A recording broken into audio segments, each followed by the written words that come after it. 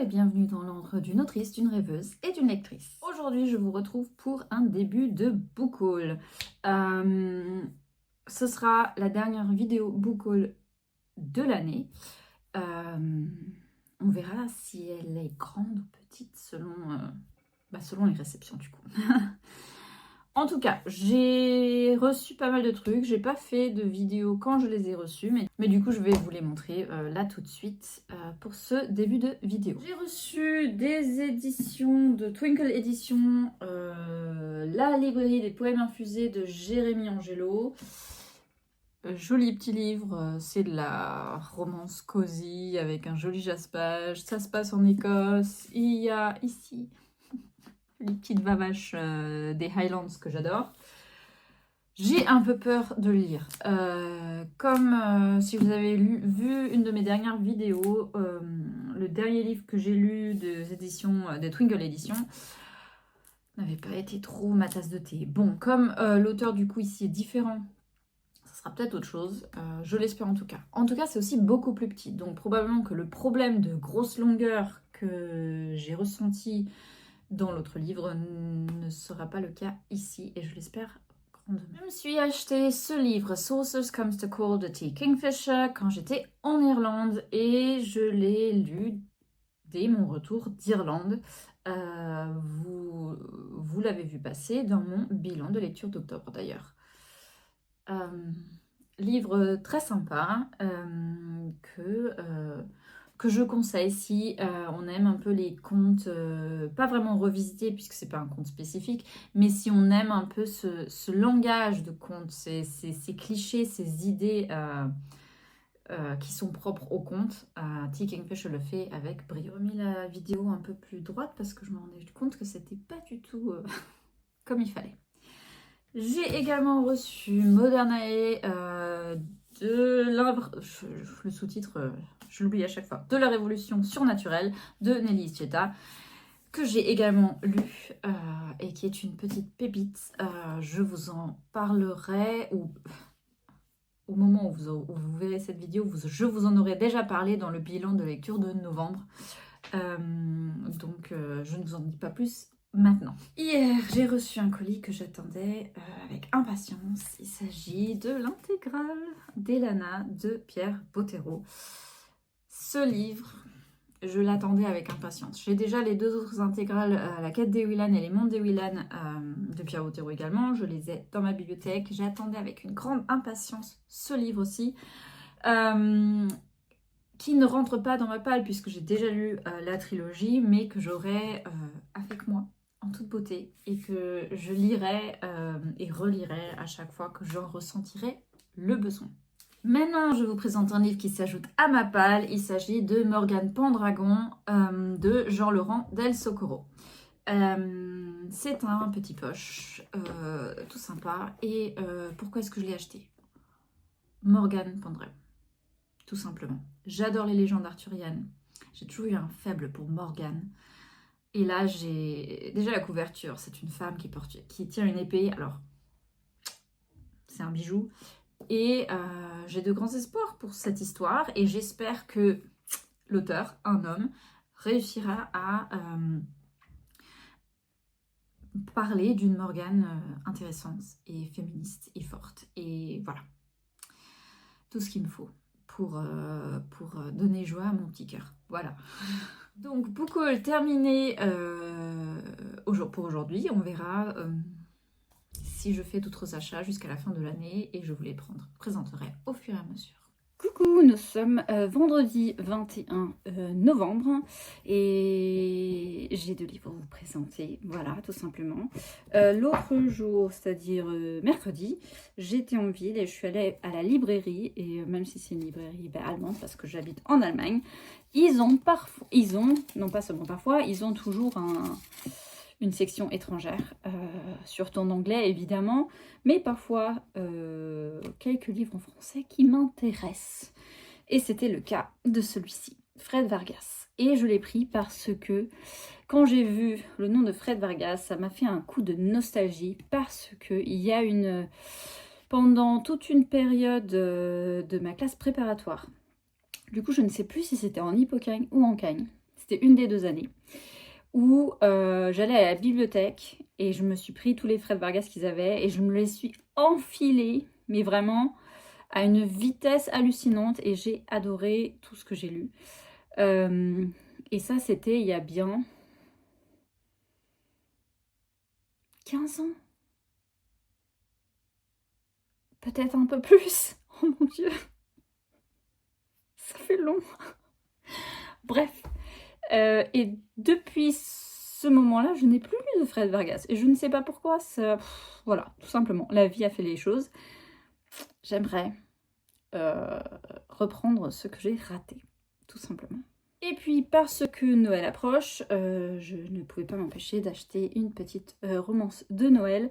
Il s'agit du tome 3 de la saga The Isle of Muir, qui est une île imaginaire au-delà des côtes écossaises, de Jenny Colgan. Et Jenny Colgan, c'est pour moi une des autrices de romances doudou et cosy que je préfère. C'est vraiment, j'adore tout ce qu'elle fait en général, et du coup, quand j'ai un petit moment où soit mon livre d'avant était vachement déprimant, soit la vie à ces moments moins drôles, j'aime bien avoir un Jenny Colgan sous la main pour pouvoir me remonter le moral. Tout ça. Je dois recevoir un autre livre demain. Du coup, je vous le présenterai demain. Coucou, nous sommes samedi et je viens de recevoir le colis promis. Ah, il a encore mieux en vrai. Hein. Alors, donc, j'ai acheté Retour à St. Mary Hill, un Cozy Christmas Mystery de Karine Pitochi. Donc, c'est un livre francophone, mais qui se passe en Angleterre. Donc, moi, ça me va. J'adore l'illustration devant. Elle est vraiment top. Et Noël, pour moi, c'est vraiment un mélange entre les romances de Noël et les cozy mystery de Noël. Bon, après, ça peut être aussi des cozy mystery qui ne se passent pas à Noël. Mais en général, ce sont ces 2 genres qui prédominent. Et j'étais très hâte de me plonger dans celui-ci. Bonjour, nous sommes le 5 décembre et je voulais vous montrer 2 livres que j'ai reçus. Que j'ai reçus il y a déjà quelques jours et à des moments différents, alors qu'ils auraient dû arriver en même temps. Mais bon, la période des fêtes fait que parfois les colis sont mal emballés, tout ça. Bref, les 2 livres en question sont Alchemized de Senlin Yu, en anglais, qui est bizarrement super mou. Je sais pas si j'apprécie, surtout que c'est le genre de livre qui du coup se corne super vite et tout ça. Mais bon, c'est une belle pavasse parce que les pages sont super fines, les lettres sont toutes petites et nous avons déjà plus de 2000 pages. Donc, ça va être intéressant à lire. Regardez-moi ce beau jaspage. Voilà, très beau livre. J'aime bien le côté, les vibes un peu gothiques qui sur la couverture. Donc on va voir ce que ça donne. Le 2e livre n'est autre que Catabasis de R.F. Kuang. Tout ce que j'ai lu de R.F. Kuang est absolument génial. C'est intelligent, c'est original. Et du coup, forcément qu'il fallait que je me procure celui-ci. Comme c'était Black Friday, du coup les 2 livres étaient canon moins chers et j'en ai vraiment profité. Coucou, nous sommes le 12 décembre et je vais vous faire un petit point book haul. J'ai acheté récemment les tomes 2 et 3 de la saga Cozy Christmas Mystery de Karine Pitochi. Pourquoi? Parce que j'avais acheté le tome 1 et que je l'ai fini et qu'il fallait absolument que je lise les suivants. Donc voilà, c'est fait pour le tome 2 et je viens de commencer le tome 3. Ensuite, j'ai également acheté un livre mais qui ne rentre pas dans ma palle puisque c'est un livre que j'ai déjà lu plusieurs fois d'ailleurs, mais dont je fais la collection de belles éditions. Et il s'agit de Jane Eyre de Charlotte Brontë.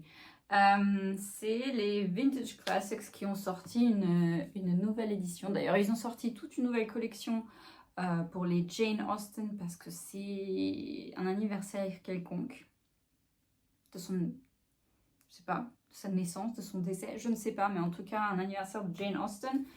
Et je pense qu'après ils en ont profité pour faire d'autres classiques. Elles étaient très belles les éditions de Jane Austen, mais je pouvais pas. Alors j'aurais pu acheter mes préférés, mais du coup je me suis dit si j'achète que les deux et puis je sais pas la collection complète, ça va m'énerver. Donc j'ai préféré ne pas acheter des livres de cette nouvelle collection dans des Jane Austen, mais juste celui-ci dont je fais de toute façon la collection. Voilà. Et je ne vais pas craquer. Coucou, nous sommes le 27 décembre, Noël est passé, je rentre du boulot, je viens de rentrer à pied, donc ça fait 40 minutes à pied dans le froid. C'est pour ça que mon visage est un peu rose. Bref, je voulais vous faire le dernier book haul de l'année. J'ai ici 4 livres que j'ai achetés avec une part des sous que j'ai reçus pour Noël. Et je vais vous les présenter tout de suite. Le premier, Le bal des folles de Victoria Mass. C'est un livre que je voulais lire depuis un bon moment déjà. Surtout que je sais qu'il y a un film qui est sorti avec Mélanie Laurent. Je crois même réalisé par Mélanie Laurent, mais je ne suis pas sûre.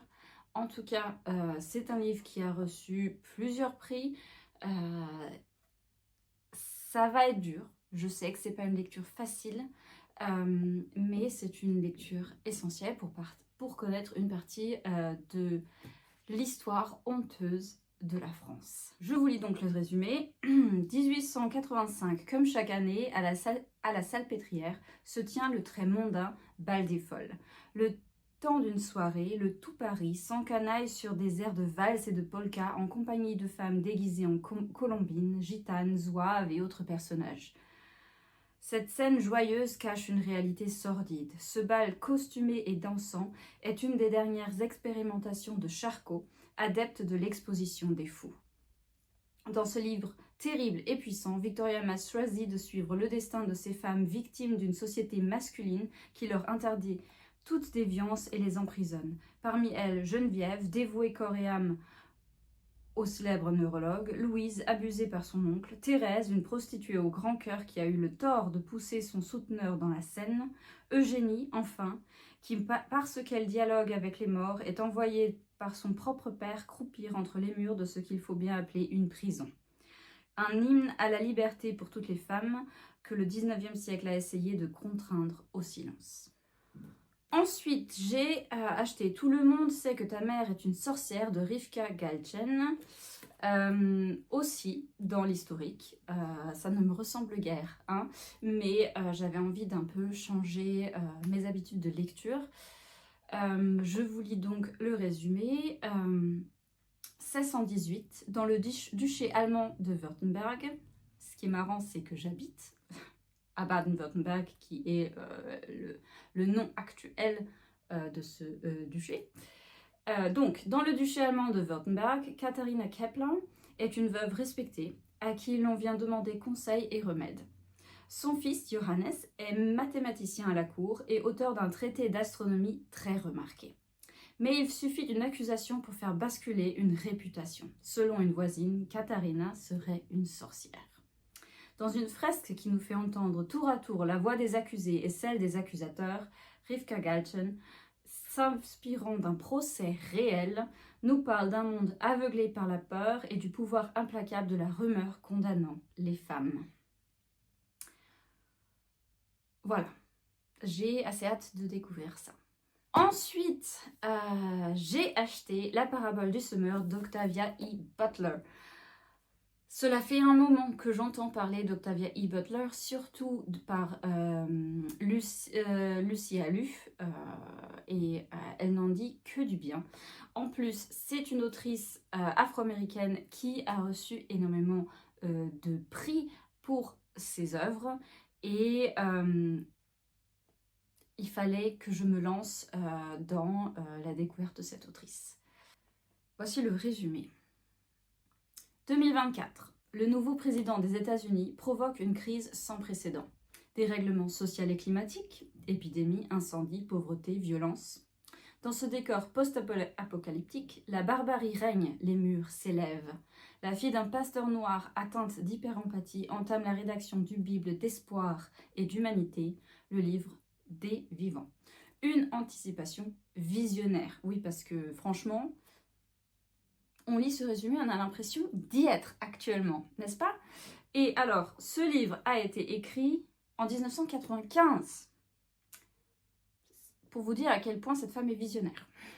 Alors, ce que j'ai pas dit, et ce que j'aimerais dire à l'avenir dans mes vidéos pour l'année prochaine, c'est donc roman traduit de l'anglais par Philippe Rouart. Je trouve que ces noms sont très importants puisque de plus en plus l'IA prend le dessus sur les traductions et effectivement c'est important de se rappeler qu'une bonne traduction est faite par des gens. Je ne dis pas que l'IA est incapable de faire une bonne traduction, mais n'empêche que ça enlève le travail, le job à beaucoup de gens et c'est important de faire valoir leur métier. Voilà.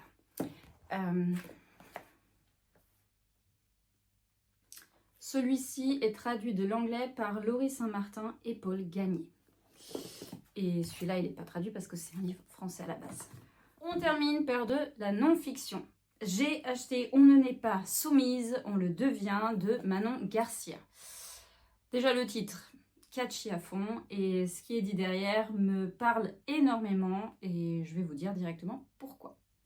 Même les femmes les plus féministes se surprennent à aimer le regard conquérant des hommes sur elles ou à préférer des tâches ménagères à des activités censément plus épanouissantes. Ces désirs sont-ils incompatibles avec leur indépendance ?